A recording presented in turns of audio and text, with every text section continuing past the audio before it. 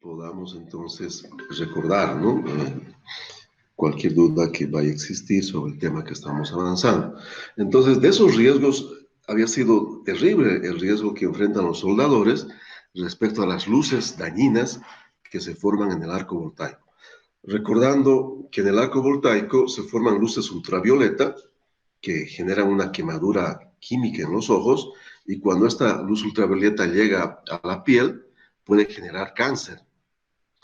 Recuerden que hay algunas investigaciones sobre el coronavirus, con este virus que nos está atacando ahora y que nos ha generado este cambio social que estamos atravesando ahora.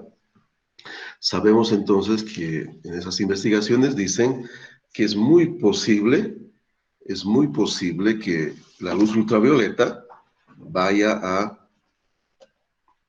matar este virus, y por ese motivo no sería tan grave para los paseños, porque de la luz natural del sol llega mucha radiación ultravioleta, y eso aparentemente está impidiendo, ¿no?, que la propagación del virus, especialmente en el alto, donde no se ha respetado la cuarentena y la distancia que debería haber entre persona y persona, que les está salvando.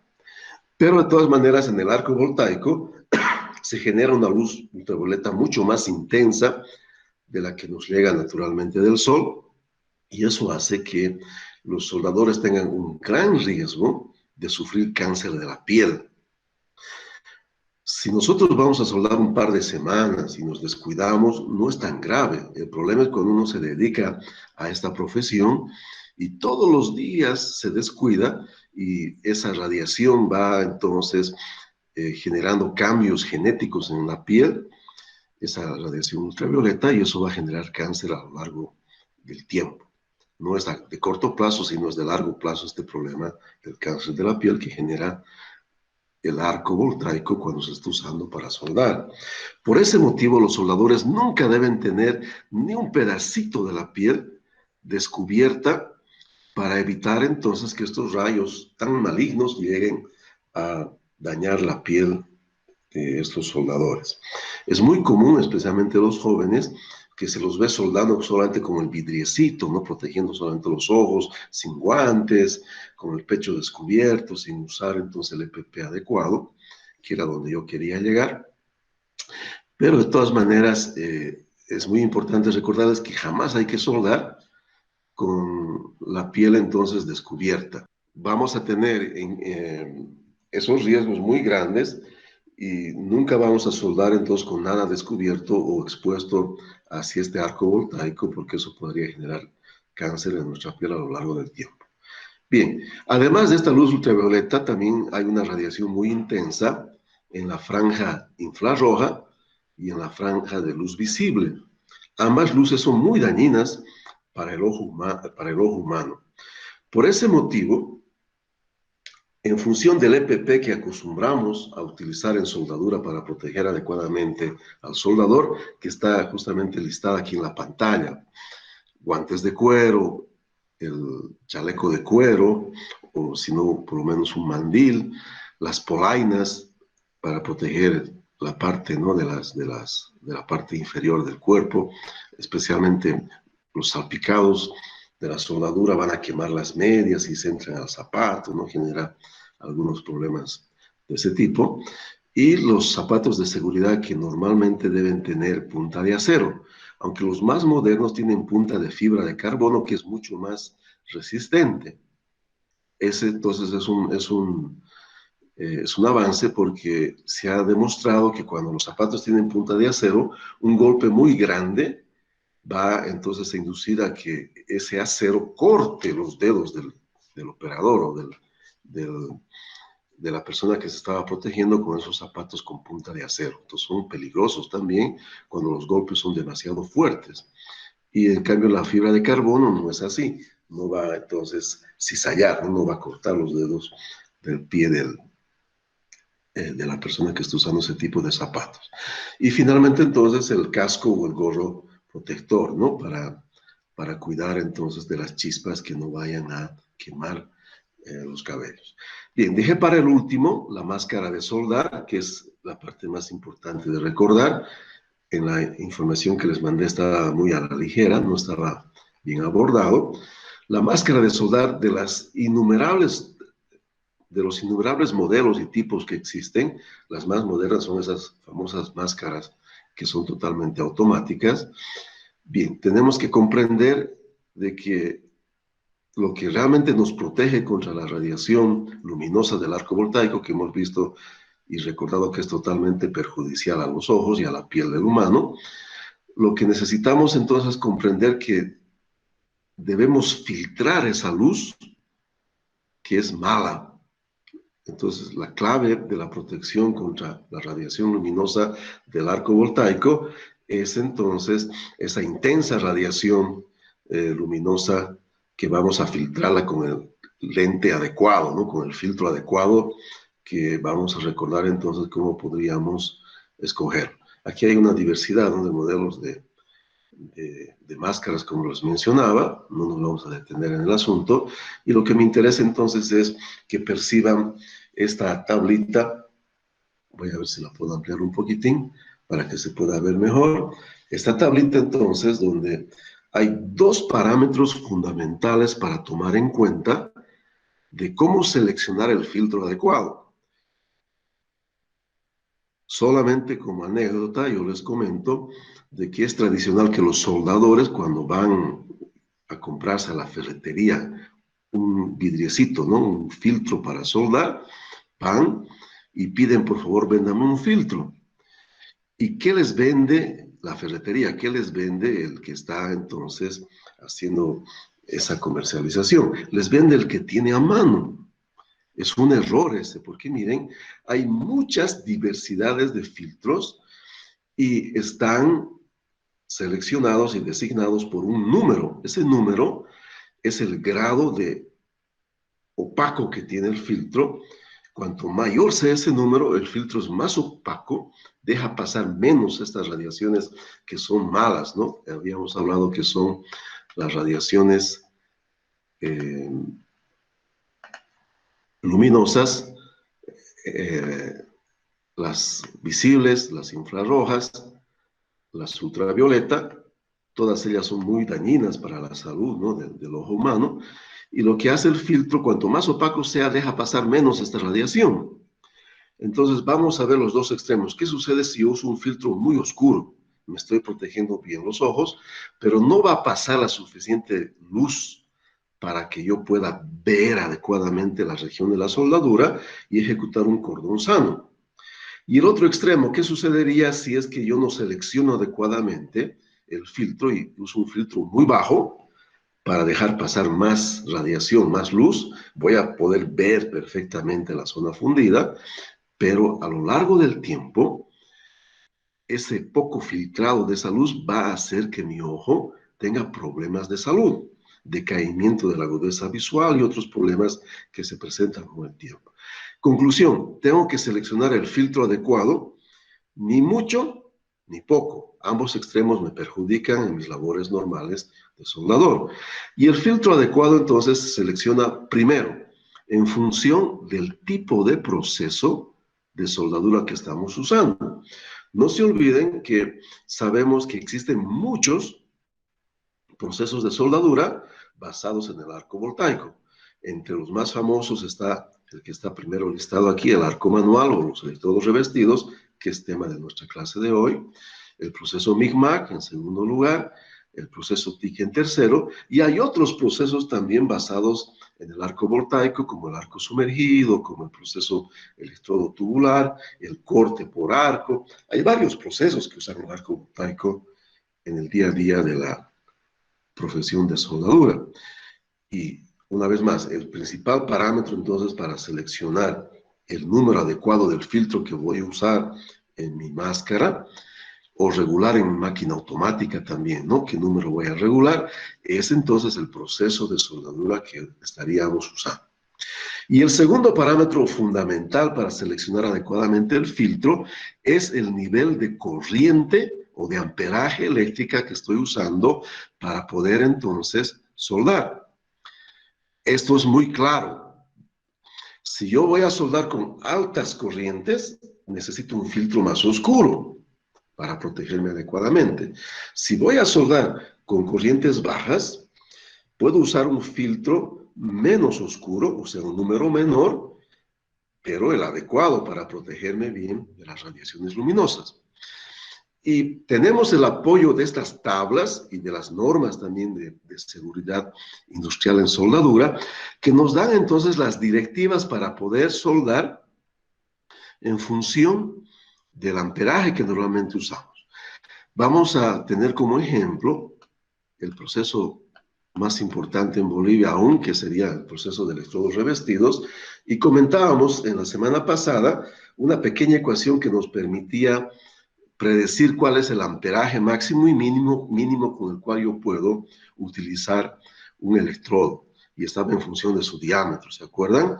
Por ejemplo, un electrodo de 3 milímetros se podría soldar en el orden, ¿no?, aproximado de corriente mínima, 80 amperios, y corriente máxima,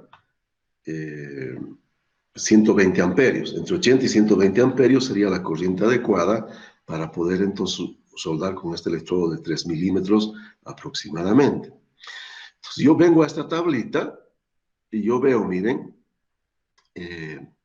aquí estaría, ¿no?, en el rango. Voy a aumentar un poquito más para poder percibir mejor. Mira, aquí estaría en el rango, ¿no? 40, 60, 80, 100. Estaría entonces en este rango de aquí, entre 100 y 100, entre 80 y 120, ¿no? Este sería entonces el filtro adecuado para poder soldar con ese rango de corriente. Quiero comentarles que por los trabajos que se hace en Bolivia, en cerrajería especialmente, los espesores y la velocidad de soldadura que se requieren están muy asociados con este diámetro del electrodo, 1/8, 3 milímetros, 3.25. Por ese motivo, este número tiene que estar en nuestra cabeza, ¿no? El filtro adecuado había sido el número 11. Cuando yo vaya entonces a buscar un filtro y comprarme en la ferretería, recuerdo que en el semestre pasado el IPU no tenía los filtros, lamentablemente, y tuvimos que hacer una vaquita, ¿no?, para que los muchachos vayan a comprar de la ferretería del frente. La memoria puede engañarme, pero estaba alrededor de 5 o 6 pesos, ¿no? Creo que máximo era 8 pesos lo que costaba el filtrito. Pero entonces lo que hay que hacer es pedirle, ¿no? Yo quiero un filtro, ¿qué número? Quiero el filtro número 11, siempre y cuando mi procedimiento de soldadura vaya a realizarse con ese diámetro de electrodo. ¿Qué sucede si yo estoy soldando chapa delgada o haciendo trabajos de mucha precisión, trabajos delicados? Normalmente usamos electrodos más delgados, 2.5 o 2. Y si yo voy a usar un filtro 11, no voy a entonces poder ver bien la región de la soldadura con los niveles de amperaje que voy a entonces a usar. Para este tipo de trabajos, entonces tal vez sería mejor comprarme el número 10. Y por el otro lado, cuando estamos haciendo calderería pesada, o sea, soldar chapa gruesa, o queriendo avanzar bastante, ¿no?, depositar más material, normalmente usamos electrodos más gruesos que 3, 4 o 5. En ese caso, si voy a protegerme con el número 11, los amperajes que yo necesito para soldar con electrodos de diámetro 4 o 5 no serían entonces convenientes de protegerme con el filtro número 11. Tendría que usar el filtro número 12 para poder soldar entonces con esos niveles. Bien, podrán reparar que a veces parece poco práctico, volviendo a nuestra figurita, ¿no?, anterior, en mi máscara de soldar, pensar entonces que yo tengo que cambiar, ¿no?, el filtro. Voy a soldar con un electrodo delgado, voy a tener que cambiar mi filtro al número 10. Voy a soldar con electrodo grueso, voy a cambiar mi filtro al número 12. Y estoy realmente cubriendo un gran rango si uso el número 11, porque me sirve para el intermedio, el más usado, y para los rangos, ¿no?, inferiores y superiores de diámetros pequeños y diámetros gruesos de electrodo. Es el adecuado, el número 11, normalmente entonces para soldar con electrodos revestidos. Sin embargo, reitero, ¿no?, hay que seleccionar adecuadamente el filtro según el procedimiento y el nivel de amperaje que vamos a usar para soldar. Es poco práctico, ¿no?, estar cambiando, no tiene mucho sentido. Y ayudan mucho las máscaras automáticas porque simplemente con un botón yo puedo mover esa sensibilidad de mi filtro y poder usar entonces en situaciones que serían, ¿no?, las que yo estaría usando en mi proceso de soldadura. Si necesito soldar con electrodo delgado, le pongo al 9 o al 10, ¿no?, el nivel del filtrado. Y si estoy soldando con chapa gruesa, le pongo al 12 o al 13 o al 14, en función de mis necesidades reales. Es la ventaja de las máscaras automáticas, que han bajado muchísimo de precio y son bastante accesibles. Yo recuerdo que hace un par de semestres, los chicos de mecánica industrial, ¿no?, como no teníamos, no tenemos las posibilidades, ¿no?, en el IPU de proporcionar mucho EPP, ¿no?, y no hay prácticamente, ellos se trajeron sus brutales máscaras automáticas, ¿no? Se compraron ahí. Actualmente una máscara automática está alrededor de unos 25, 30 dólares, que es bastante accesible. A comienzos de este siglo estaban con precios prohibitivos, costaban alrededor de 300, 400 dólares una máscara automática. Entonces hay una ventaja hoy en día de usar máscaras automáticas.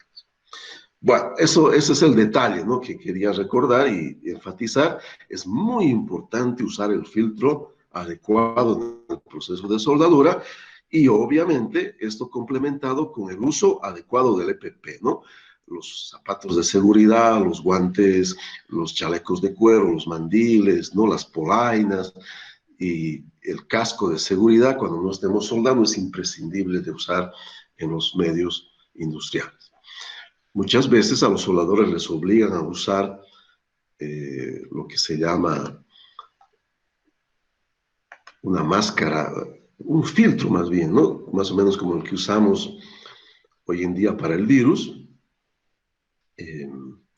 Lamentablemente ese tipo de mascarillas, ¿no?, no protegen al soldador contra los gases, porque lo que hacen es filtrar polvo, esas mascarillas, y es bien incómodo soldar con esas mascarillas, especialmente en lugares que son de difícil acceso, ¿no?, zanjas, lugares confinados, pero les obligan los supervisores de seguridad a usar a los soldadores ese tipo de mascarillas, no obstante que no es una ayuda, como les comento, para protegerse contra los vapores y gases tóxicos que se generan en soldadura. La mejor forma de protegerse contra ese tipo de situación es entonces soldar en lugares bien ventilados o por lo menos tratar entonces de generar, ¿no?, una corriente de aire de tal manera que esos gases puedan circular en otra dirección y no se dirijan a los pulmones del soldado. Bien, voy a abrir los micrófonos. Si alguien tiene alguna duda antes de que comencemos la materia nueva sobre los filtros, sobre las máscaras, sobre seguridad en soldadura, podrían consultar ahora, ya sea por el chat o ya sea también entonces a través del micrófono. ¿Alguna duda? ¿Algún comentario?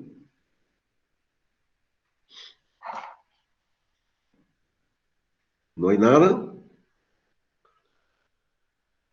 Bueno, entonces volcamos la página y ahora nos vamos a analizar el primer proceso de soldadura basado en el arco voltaico, que sería el famoso proceso con electrodos revestidos, que en norma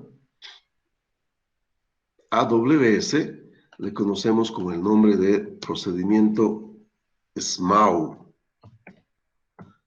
El acrónimo entonces en la norma AWS de este proceso tan importante es SMAU, Shell Metal Arc Welding. Es en el fondo las siglas, ¿no?, del nombre del proceso que se utiliza para describir a este tan importante proceso de soldadura y tan difundido en Bolivia. Bien, el proceso SMAU tiene algunas peculiaridades, como todo, tiene ventajas y tiene desventajas, y cosa que vamos entonces a desmenuzar en el transcurso de esta clase. Y por ahora vayamos entonces a ver algunas cosillas que vamos a recordar sobre este proceso que ya hemos llevado, pero no estaría de más de recordar para poder cerrar el círculo y que ustedes tengan entonces un panorama completo de las variables que van a influir muchísimo en la soldadura con este proceso. Comenzaremos entonces recordando un poco lo que es el arco voltaico. Miren, el arco voltaico en el fondo es una corriente eléctrica que está atravesando un gas. Y cuando los electrones pasan por el gas, ese gas se convierte en un plasma. Y el plasma, recordando, es un estado de la materia. ¿Se acuerdan del estado líquido, el estado vapor, el estado sólido? Un cuarto estado de la materia es el estado de plasma. En ese estado, la materia está en forma de iones. Entonces, el gas tiene que convertirse en plasma. Y la consecuencia de que la corriente eléctrica esté circulando entonces por el gas, es de que los electrones al pasar por ese gas van a generar una gran cantidad de energía en forma de calor y va entonces en consecuencia a incrementarse muchísimo la temperatura de lo que sería la región de la soldadura. Se pueden llegar a temperaturas en el orden de 5.000, 6.000 grados centígrados, en función de qué tan confinado está el arco voltaico. Y con esas temperaturas, miren, podemos fundir cualquier cosa. Recordando que, por ejemplo, los aceros se funden en temperaturas aproximadas de 1.500 grados centígrados. O sea, con un arco voltaico podemos fundir con mucha facilidad estos metales, ¿no? Sin ningún inconveniente. Bien, ya hemos también recordado, cuando estábamos hablando de seguridad industrial, de que en el arco voltaico, además de lo que necesitamos para soldar, alta temperatura y mucha energía en forma de calor, lamentablemente también genera mucha luz que es dañina a la salud de los humanos. Pero vamos a aprovechar esa energía calorífica para poder fundir y poder soldar entonces con este fenómeno eléctrico tan importante. Reiterando, el arco voltaico es el paso de corriente eléctrica por un gas ionizado. Y cuando la corriente eléctrica está pasando por ese gas ionizado y se forma el arco voltaico, eso va a generar mucha luz y mucho calor y elevadas temperaturas. Y eso es lo que nos interesa a nosotros para poder soldar. Vamos a distinguir dos diferentes tipos de arcos voltaicos. Uno de ellos, que es este que estamos presentando ahora, va a formarse con un electrodo que no va a fundirse para aportar material a la soldadura. Le vamos a llamar entonces de electrodo permanente. El electrodo permite encender el arco, generar la energía y la alta temperatura para soldar, y vamos entonces a conseguir realizar nuestro cordón de soldadura sin aportar material, porque el electrodo no se está fundiendo. Si habría la necesidad de aportar, tendríamos que hacerlo de otra manera, pero no a través del arco voltaico. Y el segundo tipo de proceso de soldadura basado en arco voltaico sería entonces cuando nosotros tenemos un electrodo que, además de permitir que se encienda el arco, ¿no? Que existe el arco entre la punta del electrodo y la pieza, para generar las altas temperaturas, ¿no? Y poder fundir el metal de base. También ese calor sirve para fundir el electrodo. El electrodo se va fundiendo y va aportando material.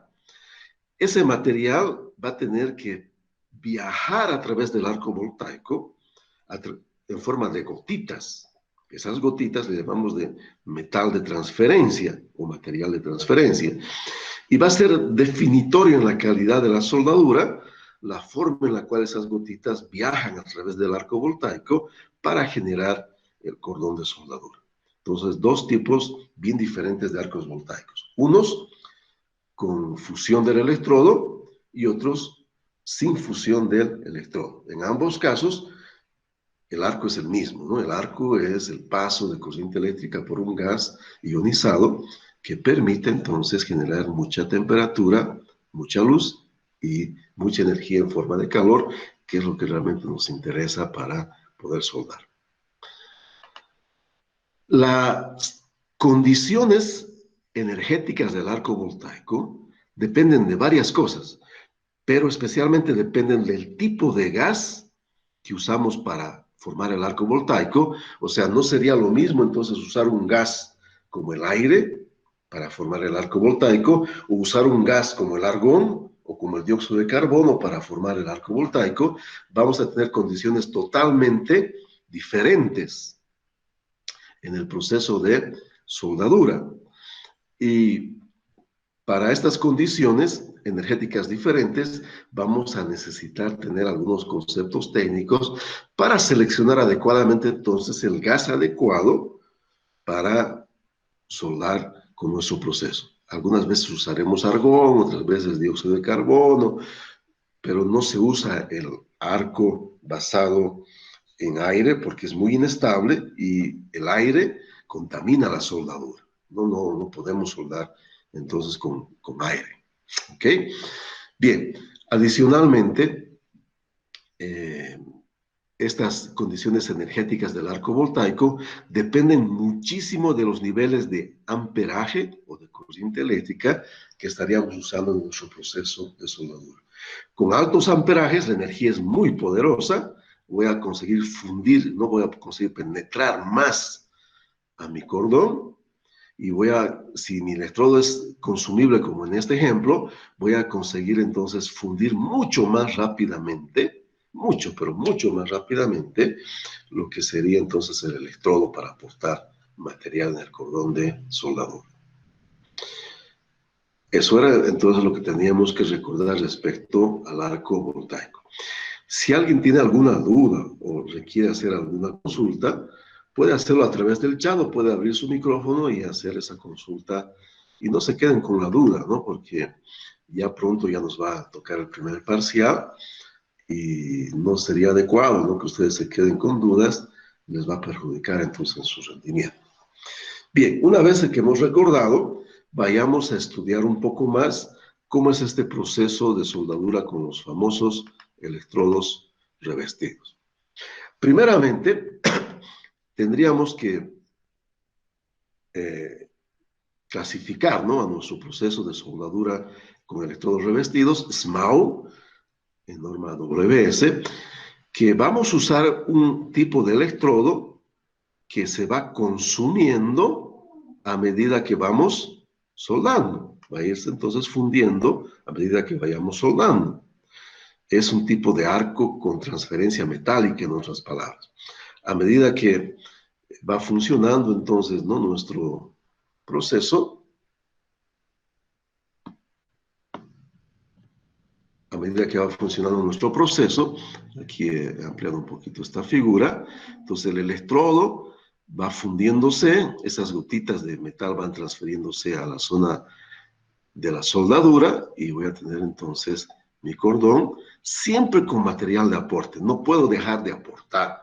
A veces eso llega a ser un dolor de cabeza cuando tengo que soldar chapas muy delgadas, que no se puede, se necesita mucha habilidad para soldar chapas delgadas porque normalmente se perfora o entonces la parte del aporte no hace que el cordón sea muy abultado, tiene ciertas dificultades. Para chapa gruesa es una maravilla, ¿no? Porque el aporte ayuda a rellenar rápidamente los biseles o las ranuras que quedan en los cordones que vamos a realizar. Bien, describiendo entonces nuestro proceso, vamos a tener, ¿no?, el portaelectrodos, que es el que se han comprado. Después vamos a hacer un sondeo, ¿no?, a ver cómo vamos, para ver cómo podemos practicar un poco con nuestra pinza. Y en la pinza vamos a sujetar firmemente a nuestro electrodo, visualizando, ¿no?, lo que veíamos hace un ratito. Perdón, es aquí. Nuestro electrodo tiene una parte desnuda, ¿no? Aquí se ve una parte desnuda donde vamos a sujetar firmemente la pinza, era lo que estábamos viendo en esta figura, ¿no? Entonces sujetamos firmemente con esa parte desnuda del electrodo, con nuestra pinza, y miren, la mayoría de los diámetros normales, les hago recuerdo, habíamos visto que lo más usado es el diámetro alrededor de 3 milímetros, 3, 3.25, 3.17, un octavo, esos son los diámetros más usados. Esos electrodos se fabrican con una longitud de 350 milímetros, siempre, ¿no? Tiene una longitud de 350 milímetros. Y si yo uso electrodos más delgaditos, a veces es un poco más corto. Y si uso electrodos más gruesos, a veces esa longitud es un poquito mayor. Pero el estándar es de 350 milímetros. Y miren, aquí hay una numeración en el electrodo que es muy importante de saber de qué se trata, que es entonces una forma de distinguir estos electrodos en sus calidades para poder cubrir las necesidades que tenemos para realizar soldaduras de alta calidad. Hay una cierta diversidad en los electrodos. No puedo soldar con cualquier electrodo un determinado material. En función del material y lo que yo necesito, tengo que saber seleccionar entonces los electrodos y va a ser a través de esta nomenclatura que vamos a entender cómo es la calidad de este tipo de electrodos. Siempre basados en la norma AWS, ¿no? Que es la Sociedad de Soldadura de los Estados Unidos, que ha desarrollado esta forma de designación técnica de los electrodos para entender sus características y propiedades en el proceso de soldadura. Bueno, pero vayamos a terminar de describir. Mientras voy soldando, entonces yo tengo dos cosas. El alma, que es el alambrito, le llamamos de alma. El alma entonces del electrodo se va a fundir y va a ser metal de aporte, va a aportar a la zona entonces de la soldadura. Metal, ¿no? Metal aportado. La temperatura elevada del arco va a fundir el metal de base y se va a mezclar entonces el metal de aporte con el metal de base. La región de la soldadura entonces es un resultado, ¿no? La calidad de la soldadura va a ser un resultado aquí de la mezcla del metal de aporte a través del alma con lo que sería entonces el metal de base. Se mezclan ambos. Dilución se llama ese fenómeno. Bien, además de eso, con la alta temperatura también se va a fundir el revestimiento. El revestimiento es clave en esta tecnología, porque una cosa importante, yo quiero hacer el recuerdo que lo que tenía miedo el Evo, ¿no? El Evo tenía pánico, le temía, ¿no? ¿A qué le temía el Evo? Le temía a la ley 1008. ¿Qué es la ley 1008? La ley contra el narcotráfico, ¿verdad? Una ley terrible. Esta ley 1008 es muy grave. ¿Y por qué la pongo aquí? Porque miren, el acero con el cual se fabrica este alambrito, el alma de electrodos para soldar aceros, siempre es un acero 1008. 1008, ¿no? Es un acero 1008. Pero, ¿qué sucede si yo estoy soldando una chapa, por ejemplo, un 1045, de una calidad de mayor resistencia mecánica, de mayor carbono, mejores propiedades mecánicas? Mi electrodo siempre va a ser, no importa qué calidad AWS yo use, el fabricante siempre va a usar alambre 1008. Entonces, para darle las propiedades de resistencia, ductilidad, tenacidad necesarias, la clave está ¿en dónde? La clave está en el revestimiento.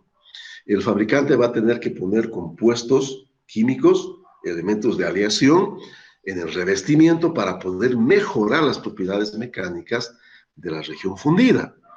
Podrán, una vez más, ¿no?, percibir la gran importancia de la calidad de este proceso en función y su dependencia también de la calidad del revestimiento. El revestimiento es clave en este proceso porque el alma es siempre la misma, ¿no? Es un acerito con 0,08, esto significa 0,08% de carbono. Prácticamente es fierro puro, ¿no? Es bien blandito este alambre electrodo.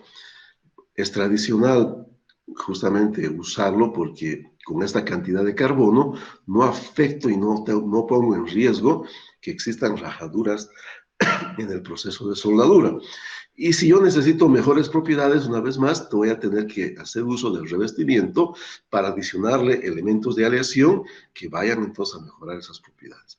Adicionalmente, miren, cuando estamos soldando, hemos hablado de que no podríamos soldar con un plasma de aire. Entonces, otra función importante del revestimiento es que al quemarse forme gases que van a permitir que esos gases formen entonces arco voltaico, y el arco voltaico no sea de aire.